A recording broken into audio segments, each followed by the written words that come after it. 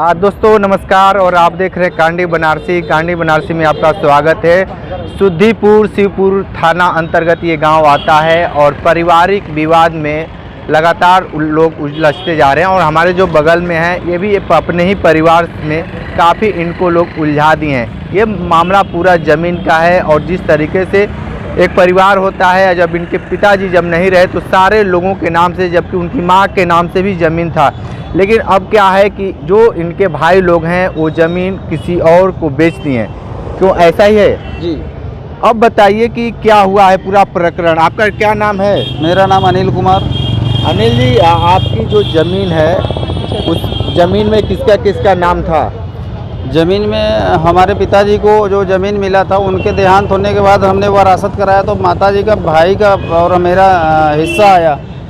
तो भैया ने अपने हिस्से से ज़्यादा संपत्ति हमारे चाचा जी लिखवा ली है अपने पत्नी के नाम से, चाची के नाम से। और हमारा हिस्सा और हमारे माँ का भी हिस्सा भैया ने बेच दिया और वो लोग ज़बरदस्ती कब्जा कर रहे हैं। थाने पे गए, चौकी पे गए, कोई सुन नहीं रहा है और ज़बरदस्ती कब्जा करा रहे हैं लोग। तो उच्च अधिकारियों के पास क्यों नहीं जा पा रहे हैं? थाना चौकी पर क्यों जा रहे हैं फिर? शिवपुर थाने पर मैं गया था लेकिन कोई सुनवाई नहीं हो रही है, कोई सुनवाई नहीं हो रही। वो लोग पैसा दे करके, क्या है समझ में नहीं आ रहा है, पैसा दे करके पुलिस थाने पर, चौकी पर, हर जगह पर कोई सुन ही नहीं रहा है। उन्हीं लोग के तरफ से सब बोल रहे हैं।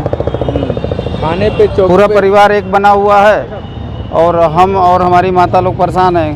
थाने और चौकी पर जाते हैं तो क्या वहाँ की पुलिस क्या करती है? वो बोलती है, आज गए थे शिवपुर थाने पर तो उन्होंने बोला कि एसडीएम के पास जाइए और वहाँ काम रुकवा नहीं रहे। हमने बोला कि अभी काम रुकवा दीजिए, लेकिन काम रुकवाए नहीं, बोले कि एसडीएम के पास जाइए। एसडीएम महोदय के पास गए तो एसडीएम महोदय कानून को, अगर ये बताइए कि अगर कोई वहाँ पर वारदात हो जाती है तो उसकी जिम्मेदार कौन होगा? हम लोग घर पे 2 महिलाएं पड़ी हैं, छोटे छोटे बच्चे हैं और मैं अकेले हूँ। सारा परिवार एक बना हुआ है। अगर कोई वारदात हो जाती है, कोई केस हो जाता है तो उसका जिम्मेदार कौन होगा? पुलिस प्रशासन ही होगा ना, कौन होगा? जनता का रक्षा कैसे होगा? न्याय चाहिए, हमें न्याय दिलवाइए आप लोग। ये बताइए कि यहाँ पे जिस तरीके से लगातार ये कह रहा है कि पुलिस हमेशा मदद करती है, तो पुलिस आपकी मदद क्यों नहीं कर रही है? पुलिस मदद नहीं कर रही है, इसका यही रीज़न हो सकता है कि पैसा लिए होंगे। हमको तो यही समझ में आता है, क्योंकि जनता को कोई परेशानी आएगी तो पुलिस के ही पास जाएगी ना। तो पुलिस वाले नहीं सुन रहे तो उसमें हम क्या परेशान हुए पड़े हैं, यहाँ वहाँ भटक रहे, कोई काम हो नहीं रहा है, जबरन कब्जा हो रहा है।